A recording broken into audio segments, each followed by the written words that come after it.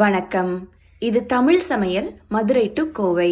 வருஷம் தவறாம எங்க தேவைகள் ஒவ்வொன்றையும் கேட்டு கேட்டு ஞாபகம் வச்சு ஒவ்வொரு பொருளையும் தேடி தேடி சேகரிச்சு எல்லாத்தையும் பார்த்து பார்த்து பக்குவமா பொட்டலம் கட்டி எங்க வீட்டு வாசலுக்கே அனுப்பிச்சு வைக்கிற என் மாமியார் தான் என்னோட சாண்டா கிளாஸ்.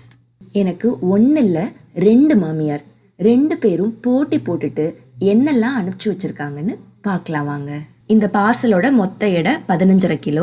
1 கிலோ அனுப்ப 830 ரூபா. மொத்தமா 12,800 ரூபாய் ஆயிருக்கு. ஒரு DHL ஏஜென்சி மூலமா அனுப்பிச்சாங்க.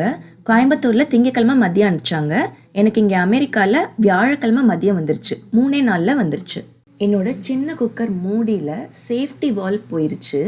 அது ஏதோ ஸ்பெஷல் எடிஷன் குக்கர் போல, பிரஸ்டீஜ் டீலக்ஸ் அல்ட்ரா. அதோட சேஃப்டி வால் கிடைக்கிறது ரொம்பவே கஷ்டமா இருந்தது. இந்த வருஷம் இந்தியாவுக்கு போன என் நண்பர்கள் எல்லார்கிட்டையுமே இந்த சேஃப்டி வால்வை நான் வாங்கிட்டு வர சொன்னேன். இத்தனை பேர் வாங்கிட்டு வந்திருக்காங்க பாருங்க. ஆனால் யார் வாங்கிட்டு வந்ததுமே இதில் பத்தலை. எங்கள் அத்தைக்கு குக்கரு, மூடி, சேஃப்டி வால்வு எல்லாத்தையுமே ஃபோட்டோ எடுத்து அனுப்பிச்சிருந்தேன். கடைக்காரவங்கள்ட்ட எல்லா ஃபோட்டோவையும் காமிச்சு சரியானதை வாங்கி அனுப்புங்கன்னு சொல்லியிருந்தோம். அந்த கடைக்காரன் கண்டிப்பாக பாவம் ஒரு 10 தடவையாவது தம்பி இது பத்துமான்னு கேட்டிருப்பாங்க. ஆனாலும் அவங்களுக்கு மனசாரல. அத்தனை பேர் வாங்கி அனுப்பிச்சு பத்தாம போச்சே, இதுவும் பத்தாம போச்சுன்னா பிள்ளைங்க குக்கர் இல்லாமல் கஷ்டப்படுவாங்களேன்னு சொல்லி அந்த குக்கர் மூடியவே அனுப்பிச்சிட்டாங்க. குக்கரையே அனுப்பிச்சி வைக்க வந்தான் கேட்டாங்க. ஆனால் என்கிட்ட ஏற்கனவே 2 குக்கர் இருக்குது. அதனால சேஃப்டி வால்வும் மூடியும் அனுப்பிச்சிருக்காங்க. அதோட ஒரு கேஸ்கட்டும் அனுப்பிச்சிருக்காங்க. கேஸ்கட் நான் அனுப்ப சொல்லவே இல்லை. ஆனால் அங்கே அனுப்பிச்சி விட்டு அடுத்த நாளே என்னோட ஒரு குக்கரோட கேஸ்கட் போயிடுச்சு. அப்புறம் பழைய கேஸ்கட்டை தூக்கி ஃப்ரீசரில் போட்டு இந்த கேஸ்கட்டை பயன்படுத்த ஆரம்பிச்சிட்டேன். அடுத்து வடகம் அனுப்பிச்சிருக்காங்க. முதல்ல எல்லாம் வீட்டிலையே போடுவாங்க. இப்போ அவங்களுக்கும் வயசாகுதுல பாவம், கடையில் வாங்கி அனுப்பிச்சிருக்காங்க. இது 2மே ஜவ்வரிசி வடகம் தான். ஒன்று பச்சை மிளகாயும் சீரகமும் போட்டது, இன்னொன்று வெங்காயம் போட்டது. அடுத்து பனங்கருப்பட்டி 1 கிலோ அனுப்ப சொன்னேன். இது கோபிச்செட்டிப்பாளையத்திலிருந்து எங்கள் சின்னத்தை அனுப்பிச்சி விட்ருக்காங்க. கோபியில் கருப்பட்டி ரொம்பவே நல்லாயிருக்கும். இந்த கருப்பட்டியை போட்டு தான் அவங்க நல்லெண்ணெய் காய்ச்சுவாங்க. அது அவ்வளோ மனமாக இருக்கும். எண்ணெயெல்லாம் இங்கே அமெரிக்காவுக்கு அனுப்ப முடியாது. நீங்கள் இந்தியாவில் இருந்தீங்கன்னா அவங்கக்கிட்ட கண்டிப்பாக எண்ணெய் வாங்கி பாருங்கள். மரச்செக்கில் ஆட்டின நல்லெண்ணெய், தேங்காய் எண்ணெய், கடலெண்ணெய் அவ்வளோ மனமாக இருக்கும். அவங்களோட ஃபோன் நம்பரை கீழே டிஸ்கிரிப்ஷனில் தரேன். வாட்ஸ்அப் பண்ணி விலையெல்லாம் விசாரிச்சுக்கோங்க. எண்ணெய் இல்லாமல் எனக்கு அனுப்பிச்சி வச்சுருக்க மற்ற பொடி வகைகளில் எது வேணாலும் நீங்கள் எந்த நாட்டில் இருந்தாலும் அவங்கக்கிட்ட கேட்டு ஆர்டர் பண்ணி வாங்கிக்கலாம். இது கருப்புளுந்து களி மாவு. இது கேரளாலேருந்து எங்கள் அம்மா செஞ்சு அனுப்பிச்சி வச்சுருக்காங்க. எங்கள் அத்தைங்க 2 பேருக்கும் இந்த களி மாவெல்லாம் செஞ்சு பழக்கம் இல்லை. அவங்கெல்லாம் ராகி களி, கம்பங்களி அப்படியே செஞ்சு சாப்பிட்றவங்க. எங்கள் அம்மா பக்கம்தான் உளுந்தங்களி, வெந்தயக்களி அதெல்லாம் செஞ்சு சாப்பிடுவாங்க. நான் இந்த உளுந்து மாவில் கருப்பட்டியை காய்ச்சி ஊற்றி களி கிண்டி நடுவில் குழி பறித்து அதில் நல்லெண்ணெய் ஊற்றி கொடுப்பேன். ஓரத்தில் இருக்க களியை எடுத்து நடுவில் இருக்க நல்லெண்ணெயில் துவைச்சு சாப்பிட்டோம்னா அடடா அமிர்தமாக இருக்குங்க. எனக்கு இது சின்ன வயசுலேருந்தே ரொம்ப பிடிக்கும். என் குழந்தைங்களுக்கும் இப்போ ரொம்ப பிடிச்சி போச்சு. நான் அடுத்து இந்தியா போகிறப்போ எங்கள் அம்மா இந்த களி மாவு எப்போ செய்கிறாங்களோ அப்போ கண்டிப்பாக வீடியோ எடுத்து போடுறேன். அடுத்து சத்து மாவு. இந்தியாவிலேருந்து எனக்கு வர கொரியரில் ரொம்ப முக்கியமான பொடினா இந்த சத்து மாவு தான். இந்த சத்து மாவு கூழ் என் சின்ன குட்டிக்கு ரொம்ப பிடிக்கும். வாரத்தில் 3 நாளாவது குடிச்சிருவா. இந்த சத்து மாவில் கொழுக்கட்டையும் ரொம்ப மனமாக இருக்கும்.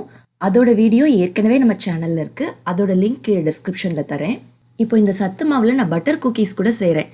அது ரொம்பவே நல்லா இருக்கு. குழந்தைங்கலாம் கூல் குக்கீஸ்னு ரொம்ப விரும்பி சாப்பிட்றாங்க.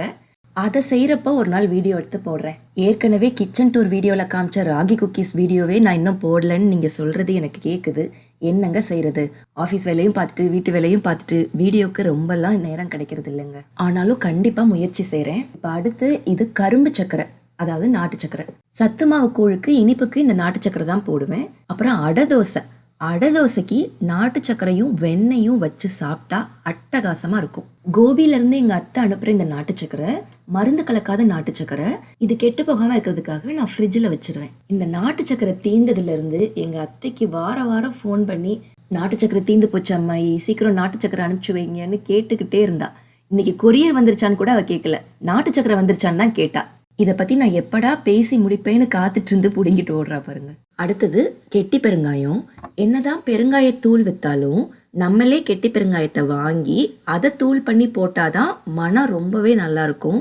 ஆனால் கடையில் விற்கிற பெருங்காயத்தூளில் இந்த மனம் வரதில்லை. அதில் என்ன கலப்படம் பண்ணுறாங்கன்னு நமக்கு தெரியல. இந்த கட்டியை தட்டி போட்டு நான் மைக்ரோவேவ்லேயே பொரிய வச்சு மிக்சியில் பொடிச்சு எடுத்துருவேன். அதை செய்கிறப்போ ஒரு ஷார்ட்ஸ் எடுத்து போடுறேன். அடுத்தது இரும்பு சத்து நிறைய இருக்கிற முருங்கை இலை பொடி. இது எங்கள் அத்தை வீட்டிலேயே செஞ்சாங்க. இந்தியாவில் எங்கள் வீட்டு கொல்லைப்புறம் வீடியோ பார்த்துருப்பீங்க. அதில் முருங்கை மரம் இருக்கும். அந்த முருங்கை மரத்துலேருந்து கொப்புகளை உடைச்சு இலைகளை உருவி நல்லா கழுவி ஒரு தாம்பாளத்தில் துண்டை விரித்து இந்த ஈர இலைகளை போட்டு அதுக்கு மேலே ஒரு மெல்லிசான துண்டை வச்சு மூடி ஃபேன் காற்றுல ஈரம் உலர்ற வரைக்கும் காய வச்சுட்டு அப்புறம் அந்த துண்டுகள்லாம் எடுத்துட்டு வெறும் தாம்பாளத்தில் அந்த இலைகளை போட்டு வீட்டுக்குள்ளேயே வச்சு நிழல் காய்ச்சலா அந்த இலைகளை காய வச்சு இலையெல்லாம் நல்லா சுக்கா காஞ்சதும் மிக்சியில் போட்டு பொடியாக திரிச்சிட்டாங்க. இந்த செய்முறையை நான் சட்டுன்னு சொல்லிட்டேன், ஆனால் இதை செய்கிறதுக்கு ரொம்பவே பொறுமை தேவை. நம்ம ஊரில் அடை தோசை செய்கிறப்போ முருங்கை இலையை போட்டு சுடுவாங்க. நான் இந்த முருங்கை இலை பொடியை போட்டு அடை சுடுவேன். அடுத்தும் இரும்பு சத்து நிறைஞ்ச ஒரு பொடி தான் கருவேப்பிலை பொடி. இதுவும் எங்கள் அத்தை தான் செஞ்சாங்க. வீட்டு கொல்லையில் நிறைய கருவேப்பிலை செடிகள் இருக்குது. அதில் இருக்கிற இலைகளை உருவி கழுவி நிழல்லையே காய வச்சு மிக்சியில் அரைச்சது. அமெரிக்காவில் கருவேப்பிலை கூட கிடைக்கிறது இல்லைன்னு நீங்கள் நினைக்கலாம். கிடைக்கும், ஆனால் ரொம்ப விலை ஜாஸ்தி. இப்போ இந்தியாவில் நம்ம அண்ணாச்சி கடையில் 100 ரூபாய்க்கு காய் வாங்கினா ஒரு கொத்து கருவேப்பிலை இனாம கொடுப்பாரு. ஆனால் இங்கே ஒரு கொத்து கருவேப்பிலையே 100 ரூபா. இந்தியாவில் குழம்புலேருந்து சட்னி வரைக்கும் கை நிறைய கருவேப்பிலையை அள்ளி அள்ளி போடுவோம். ஆனால் இங்கே இலைகளை எண்ணி எண்ணி சமைக்க வேண்டியதாக இருக்குது. சமைக்கிறப்போ இந்த பொடியை கொஞ்சம் சேர்த்துக்கிட்டாலே அவ்வளோ மனமாக இருக்கும். இந்த 2 பொடியும் ஃப்ரிட்ஜில் வச்சுக்கிட்டா 1 வருஷம் ஆனாலும் கெடாது. அடுத்தது ராகி மாவு. இது வீட்டிலேயே கழுவி காய வச்சு மில்லில் கொடுத்து அரைச்சது. ராகி மாவு இங்கே தாராளமாக கிடைக்கும். ஆனால் இங்கே கிடைக்கிற மாவுலெல்லாம் ஒரு மொக்க வாடை அடிக்குதுங்க. அதாவது மாவு ரொம்ப பழசானா அந்த மாதிரி ஒரு மொக்க வாடை வரும். இந்தியாவில் இருக்கும் போது துணி கடையில இருந்து பலசரக்கு கடை வரைக்கும் கடையில் இருக்கிறவங்களாம் சொல்லி கேள்விப்பட்டிருப்பீங்க, இது ரொம்ப நல்லா இருக்கும் எடுத்துக்கோங்க அப்படின்னு சொல்றதுக்கு பதில் இது எக்ஸ்போர்ட் குவாலிட்டி மேடம் அப்படின்னு சொல்லுவாங்க. நான் கூட அமெரிக்கா வரும்போது இனி நம்ம யூஸ் பண்ண போறதெல்லாம் எக்ஸ்போர்ட் குவாலிட்டி ப்ராடக்ட்ஸ்னு நம்பி வந்தேன். இங்கே வந்து நம்ம இந்தியன் ஸ்டோர்ஸ் எல்லாம் பார்த்ததுக்கு அப்புறம் தான் தெரியுது இங்கே அனுப்புறதெல்லாம் எக்ஸ்போர்ட் குவாலிட்டியில் எக்ஸ்பயர் ஆன ப்ராடக்ட்ஸ். அமெரிக்காவில் இருக்கிற இந்தியன் ஸ்டோர்ஸை பற்றி நம்ம தனியாகவே ஒரு வீடியோ போடலாங்க. நம்ம அரிசி பருப்பெல்லாம் காஸ்கோக்கு வந்துருச்சு. அந்த மாதிரி இந்த மாவு வகையறாவும் வந்துருச்சுன்னா கொஞ்சம் நம்பி வாங்கலாம். அடுத்ததான் மல்லித்தூள். இதில் வரமல்லி விதைகள், மஞ்சள், நிறைய கருவேப்பிலை இதெல்லாம் நல்லா மணம் வர வறுத்து மில்லில் கொடுத்து அரைச்சிருப்பாங்க. இந்த மில்லில் கொடுத்து அரைக்கிற மாவு பொடி வகையாரெல்லாம் எங்கள் கோபியத்தை செஞ்சு அனுப்பிச்சி வச்சது. அடுத்ததான் மிளகாய்த்தூள். இது வந்து காஷ்மீரி மிளகாய்த்தூள். பொதுவாக காஷ்மீரி மிளகாய்த்தூளில் கலர் மட்டும்தான் இருக்கும், காரம் இருக்காதுன்னு சொல்லுவாங்க. ஆனால் எங்கள் அத்தை என்ன மிளகா வாங்குறாங்கன்னு தெரில. இதில் வந்து நிறம், காரம், மனம், சுவைன்னு எல்லாமே ஜாஸ்தியாக இருக்குது. நான் மிகைப்படுத்தி சொல்லலைங்க.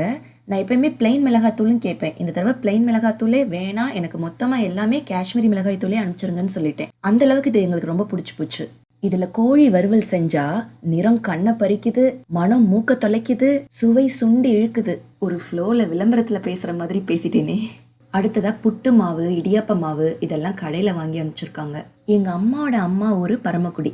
எங்கள் அம்மா பரமக்குடிக்கு போகிறப்பெல்லாம் இந்த சிவப்பரிசியில் புட்டு மாவு, இடியாப்ப மாவு இதெல்லாம் அரைச்சி கொண்டு வருவாங்க. அங்கே அவங்களே அரிசி வாங்கி கழுவி காய வச்சு அதை ஈரப்பதமாக கொண்டு போய் மில்லில் கொடுப்பாங்க. பரமக்குடியில் இருக்க மிஷினில் அந்த ஈர அரிசியாக அரைச்சி பெரிய வாணலி வச்சு அவங்களே உடனே நல்லா வறுத்து கொடுத்துருவாங்க. அந்த பொடியில் புட்டும் இடியாப்பமும் நல்லா வரும். ஆனால் இப்போ கொரியர் அனுப்புறதுக்கு முன்னாடி எங்கள் அம்மா பரமக்குடிக்கு போகல, அதனால இதெல்லாம் கடையில் வாங்கி அனுப்பிச்சிட்டாங்க. இன்னொரு வடகை பாக்கெட்டு. இதில் பூண்டு, பச்சை மிளகா, சீரகம் சேர்த்துருக்காங்க. இது கொஞ்சம் காரமாக இருக்கும்னு நினைக்கிறேன். அடுத்தது பனங்கள் கண்டு. இந்த குளிருக்கு சளி பிடிக்காம இருக்க மிளகு மஞ்சள் பாலில் பனங்கள் கண்டு போட்டு குழந்தைங்களுக்கு தருவேன். இது கோயம்புத்தூர் வடவள்ளியில் இருக்கிற சகாயம் ஸ்டோர்ஸில் தான் எப்பயுமே வாங்குவோம். எங்கே எது நல்லா இருக்கும்னு பார்த்து பார்த்து வாங்கி அனுப்பிச்சிருக்காங்க. என் பெரிய பொண்ணுக்கு இது ரொம்ப பிடிக்குமா, சொல்கிறா, கையோட பறிச்சுட்டு போயிட்டா. அடுத்தது கேலண்டர். இதுவும் நான் சொல்லலை, ஆனால் எங்கள் அத்தை சரியாக ஞாபகம் வச்சு அனுப்பிச்சிருக்காங்க. இது ஜனவரியிலேயே எங்களுக்கு அனுப்பணும்னு தனியாக எடுத்து வச்சுட்டாங்களாம். எங்களுக்கு அனுப்புகிற கேலண்டரை செலக்ட் பண்ணுறதுலையே ஒரு யுக்தியை கையாளுவாங்க. இப்போ தினத்தந்தி, தினமலர் அந்த மாதிரி அவங்க கொடுக்குற கேலண்டர்லலாம் பேப்பர் ஷீட்ஸ் இருக்கும். அது வந்து சட்டுன்னு கிழிஞ்சிரும், அதனால் அதெல்லாம் அனுப்ப மாட்டாங்க. இந்த ஷீட் பார்த்திங்கன்னா கொஞ்சம் நல்லா திக்காக இருக்குது. இது சாமானியத்தில் கிழியாது. எப்படியெல்லாம் டெக்னிக்கலாக யோசிச்சிருக்காங்க பாருங்கள். பிள்ளையார் சாமி எனக்கும் என் குழந்தைங்களுக்கும் ரொம்ப பிடிக்கும். அதுலேயும் என் சின்ன குழந்தைக்கு அதில் இருக்க எலிக்குட்டியும் கொழுக்கட்டையும் ரொம்ப பிடிக்கும். தின்பண்டங்கள் இல்லாமல் இந்தியாவிலேருந்து கொரியர் அனுப்பவே முடியாது. ஆனால் இந்த தடவை நான் எங்கள் அத்தைகிட்ட சொல்லிட்டேன், ரொம்பவே அளவாக அனுப்புங்க.